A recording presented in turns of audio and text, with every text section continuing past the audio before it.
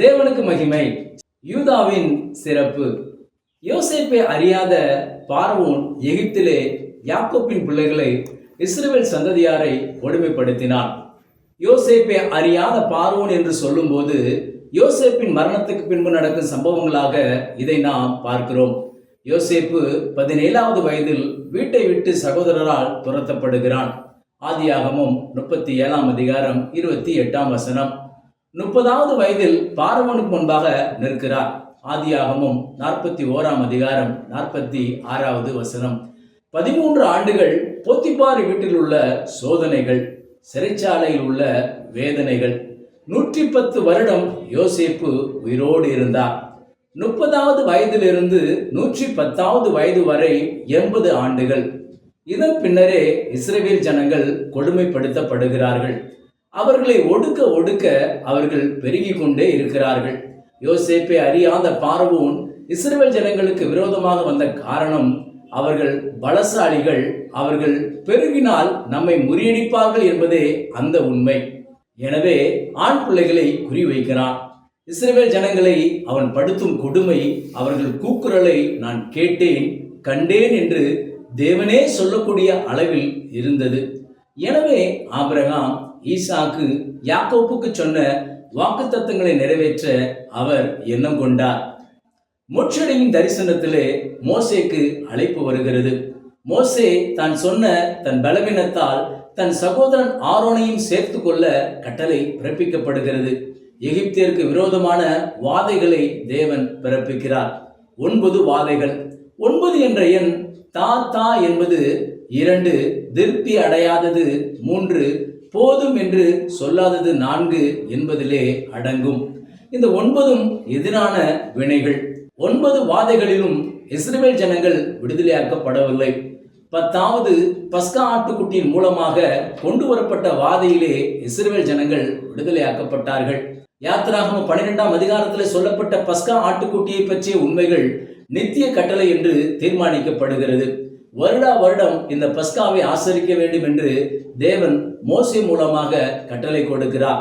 இஸ்ரவேல் ஜனங்களை முழுமையாக விடுதலையாக்கினது இந்த பஸ்காவே. இஸ்ரவேல் 12 கோத்திரங்களும் விடுதலையாக்கப்படுகிறது. யூதாவின் 5வது தலைமுறையாகிய நகசோனும் விடுதலையாக்கப்பட்டு வனாந்திரத்துக்கு வருகிறார். ஆதியாகமம் 38ஆம் அதிகாரத்தில் காணப்படும் பாரேஸ் எகிப்துக்கு கொண்டு வரப்பட்டு பாரேஸ், எஸ்ரோன், ராம், அபினதாம், நகசோன் என்ற 5 தலைமுறையாக எகிப்திலே சஞ்சரித்தார்கள். என்னாகமம் 2ஆம் அதிகாரம் 3ஆம் 4ஆம் வசனங்களிலே வனாந்தரத்திலே நகசோன் சேனாபதி என்ற இடத்திலே 1,00,000க்கும் மேலான இராணுவங்களை வைத்து முதலிடத்திலே காட்சியளிக்கிறார்.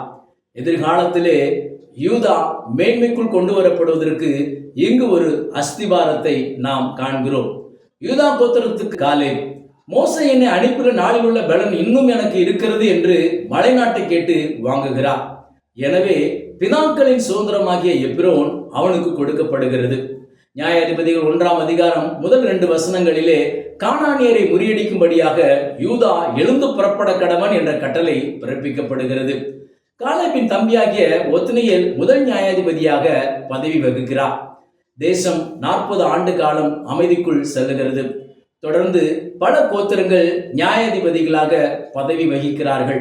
இறுதியாக சாமுவேல் நியாயாதிபதியாக பதவி வகிக்கிறார். பெலிஸ்தியர்களை முழுவதும் முறியடிக்கக்கூடிய அதிகாரம் அவர் கையில் இருக்கிறது. அன்னாளின் ஜெபத்தினால் சிறியவனை புழுதியிலிருந்து எடுத்து எளியவனை குப்பையிலிருந்து உயர்த்துகிறார் என்ற இடத்திலே சாமுவேலை நாம் காண்கிறோம். தான் முதல் பெர்சபா வரை சாமுவேல் ஒரு பெரிய தீர்க்கதரிசியாக திகழ்கிறார். 1 சாமுவேல் 12ஆம் அதிகாரத்தில் ஜனங்கள் சாமுவேலை குறித்த நற்சாட்சியை பகர்கிறார்கள். இஸ்ரவேலர் தங்களுக்கு ராஜா வேண்டும் என்று கேட்ட பாவம் அனைத்து பாவத்திலும் அழிவுக்குரிய பாவமாக வெளிப்பட்டது. சவுலை தள்ளி தாவீதை ஏற்படுத்தின இடத்திலே ரோமர் 11ஆம் அதிகாரத்தின்படி இஸ்ரவேலர்கள் வெட்டப்பட்டு புறஜாதிகள் ஒட்ட வைக்கப்படுகிறார்கள். யூதனாகிய நகசோன் சல்மோனை பெற்றெடுக்கிறார். சல்மோன் ராகாப் மூலமாக போவாசை பெற்றெடுத்து எப்ராத்தா எனப்பட்ட பெத்லகேமிலே வாழ்கிறார். சல்மோன் ராகாப் மூலமாக பெற்ற போவாஸ் கிறிஸ்தவத்துக்கு ஒரு நல்ல உயர்ந்த பாடமாக திகழ்கிறார். நகமியோடு உயிருக்கு உயிராய் இணைந்த மருமகளாகிய ரூத் தியாகமும் உண்மையும் உள்ள திருமகளாய் காட்சியளிக்கிறார். போவாசின் உள்ளம் நிறைந்த ரூத் முந்தின நற்குணம் பிந்தின நற்குணம் என்ற சாட்சியை வெளிப்படுத்தக்கூடிய இடத்திலே சிறப்பு பெற்றாள். நெருங்கின உறவின் முறையான் நிலத்தை வாங்க பொருளை வாங்கத்தான் விரும்பினானே ஒழிய பிள்ளை பேரற்ற மக்லோனின் பெயரை நிலைநிறுத்த விரும்பவில்லை. நகோமி ரூத்தின் அற்புதமான வாழ்க்கை அவனுக்கு அற்பமாக காட்சியளித்தது. சந்தானம் உண்டாக்கப்பட வேண்டும் என்ற தேவனின் கட்டளையை நிறைவேற்றின போவாஸ் ரூத் இருவரும் எப்ராத்தா பெத்லகேம் என்ற இடத்திலே புகழ்ச்சியும் வாக்கியமும் அடைந்தார்கள். எப்ராத்தா எனப்பட்ட பெத்லகேமே, நீ யூதாவின் ஆயிரங்களுக்குள்ளே சிறியதாயிருந்தும் இஸ்ரவேலை ஆளப்போகிறவர் முன்னிடத்திலிருந்து புறப்பட்டு என்னிடத்துக்கு வருவார் என்ற தீர்க்க தரிசனத்துக்கு இங்கு அடிஸ்தானத்தை நாம் காண்கிறோம். போவாஸ், ஓபேத், ஈசாய், தாவீது என்ற தலைமுறையிலே எப்ராத்தா பெத்லகேம் சிறப்பை நாம் காண்கிறோம். மீகாவின் தீர்க்க தரிசனம் 1000 ஆண்டு அரசாட்சி நிறைவேறுதலாக இருந்தாலும் அதற்கு முன் தாவீது ராஜாவிலே அது நிறைவேறினது. இது நம் வாழ்விலே நிறைவேற இந்த யூதாவின் சிறப்புக்கு நாம் ஒப்புக் கொடுப்போம். கர்த்தர் உங்களை ஆசீர்வதிப்பாராக. ஆமேன். தேவனுக்கே மகிமை உண்டாவதாக.